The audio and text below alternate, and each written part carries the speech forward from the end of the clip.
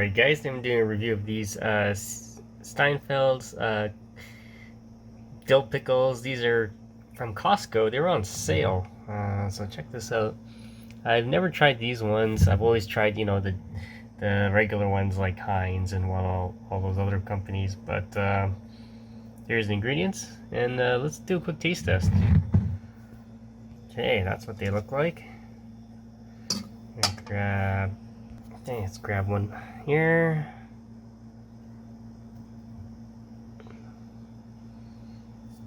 So I can do a quick taste test now.